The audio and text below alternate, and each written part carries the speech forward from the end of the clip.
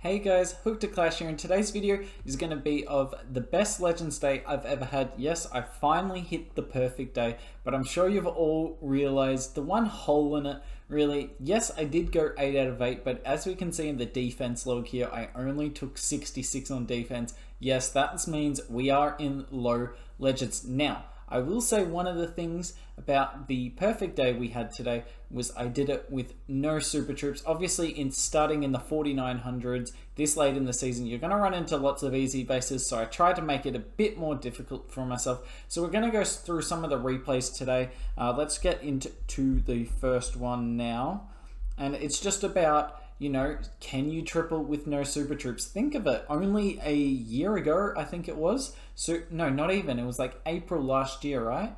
Or something like that. Anyways, it has not been that long that we've had the super troops. We kind of take them for granted now, particularly the super wall breakers. That's the one we take for granted most. As you can see, I've got 10 regular wall breakers here, and I am not good with regular wall breakers at all. The number of fails I get with them, or if you hit like a spring trap or a giant bomb, it is infuriating. Like there, if I had a super wall breaker there, that second wall break works, but obviously they die to the giant bomb, which is placed in a very strategic location. Look at that, there's another spring trap there as well. I'm pretty lucky I didn't try and wall break immediately.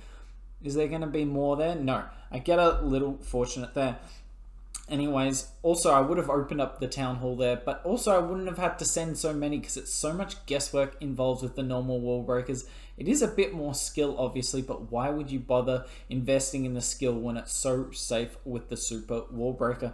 Anyways, with this one here, this was a pretty awkward base to run into with hybrid, but I just wanted to make sure I get the town hall with my queen, then I could basically hybrid what's left. However, I don't know if you saw my spell composition at the start. I've just used my first heal, but as you can see here, we have no heals left. Something went wrong with my spell composition. We still have 2 rages left, and I haven't realized this yet. And suddenly this hit goes from being pretty comfortable to, uh-oh, how am I going to triple this? Because as you can see, every bit of splash damage that I take from here on in will not be healed. My healers are very much on my queen, and it's just an absolute core of damage here. There is so much beating down on all my troops. The enemy queen's putting up a really good fight. Thankfully, my headhunter came and helped out there. But thankfully, my queen's gotten so much value that there is no doubt about it.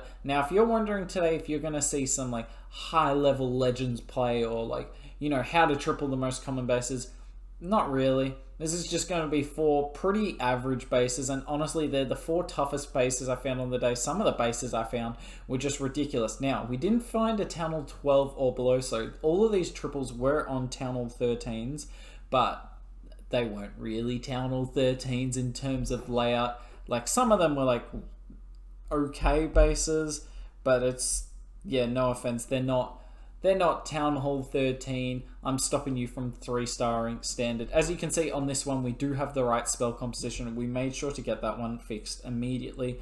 Now, this is an awkward base though. This is like something you might actually find in a few of your Legends attacks. A lot of these like Southern Teasers, but that are very split up like this. It's just made to be very awkward for like your Yeti Smashers, P.E.K.K.A. Smash, even E-Drags. It's a little awkward for, because basically all the troops all the army, when you send all your troops together, because it is such a long way from one half of the base to the other, and obviously particularly the Eagle will beat down on you on the meantime. However, with hybrid, these aren't as bad. It's as simple as this. You pick one of them to queen charge and you hybrid the other one. The split attacks, queen charge Lalo as well, just mainly queen charges really, do really well on this base. Now, you'll notice today with a lot of these queen charges, I use my rages slightly early. Like that one there, we didn't need that rage yet for the queen, but we absolutely needed it for the wall breaker. It's just so much easier to wall break when you only need 1 to make it to the wall. Asking 3 to make it is a lot tougher. Now, it is possible, but the biggest threat to that is mortar shots. I know, right? The mortar is one of the biggest threats to wall breakers, and the scatter shots. And honestly, scatter shots are so bad for wall breakers. On some of the hits I've done, honestly, I've been sending wall breaker after wall breaker, and the scatter shot doesn't even directly hit them. It's just the splash damage and like the arc from that is enormous. As you can see, the queen got basically one whole side by herself, and then I used the king to funnel there, and then the siege barracks on the top side. Honestly, I should have switched the siege barracks and the king around. This was a little dumb, and you know, it didn't really, obviously it didn't matter at the end. We had a perfect day, but it definitely would have recommended that way. For those wondering why I didn't use them on the same side, basically there was a whole lot of like trash buildings here that I had to get rid of before my hybrid. So I'm not going to hybrid there and have it walk all the way around. I'd much rather hybrid straight in as I did. So I've been doing it a lot in Legends where I use the siege barracks on one side and the king of the other of like a funnel, and then hybrid through the middle if my queen doesn't kill the outer buildings. But I definitely would recommend using the siege barracks on like the side that's closer to queen charge. So on this one, that will have been over here, because then it's often not as many buildings and it's not as critical those buildings go down. So I would switch that around. Anyways, as you can see, my RC's got ability again, and that's the one thing I found with hybrid. I haven't tested it out a lot post-update, but the biggest change I've found for it, aside from the expos being a lot harder to deal with, is that the RC, even though it's only 5 levels, I'm finding she has her ability at the end of the battle so much more than she used to, and she's just so hard to kill for those hybrid attacks. So you definitely need some Infernos on single to stop the hybrid, because otherwise this RC will chew you up. And we'll go into the third replay here. And I'm sure you've all seen this style base before. This is a pretty awkward one to deal with for hybrid. Yes, it's got that sort of split layout, and as I said in the last one, split ones are better, but it's also very compact, which makes it hard to queen charge. So rather than queen charging for value, you need to queen charge for pathing, so that your hybrid, which is much better dealing with really compact bases, can help you out there. As you can see, we ran into like a Yeti Valk CC, and I was like, you know what? I think I can get away without a poison here and save the poison for like an enemy hero on my queen charge, say the king just there. But unfortunately, we ended up having to pop a rage because the Yetis were more annoying than I was expecting them to be, honestly. My queen under rage, there's no need for the headhunter there. She goes straight through the king. Now, the plan originally was, because as you can see, I've zoomed out a bit, I'm sorry about that, was because I've started my healers on the left side, my queen was going to walk around there and walk down this compartment, and I'd hybrid there. That was going to be really nice. But the queen went this way, so I was like, you know what? Let's just wall break into the town hall. Why not? Unfortunately, because you have to send more wall breakers when you don't have the super wall breakers, because you never know how many are going to die on the way, some of my wall breakers go on to activate the town hall, which is super unfortunate. It means I have to put a second wall breaker, a second freeze on them there.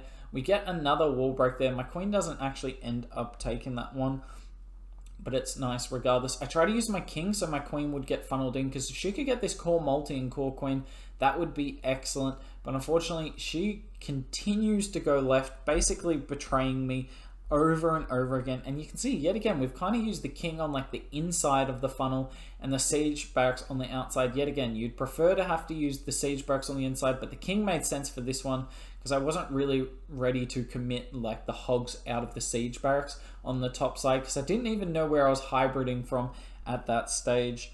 The queen's doing okay work. She gets rid of that bomb tower, which is actually huge. She hasn't got her ability, so she will die any second now, but she has cleared a solid chunk of the base. Basically, anytime you can deal with the CC and the town hall with a queen charge for hybrid, you've got a chance at tripling, because the warden ability is so powerful. Look how many troops get included in this warden ability here, and it just lasts for an absolute eternity, and it's just an even better version of a heal, right?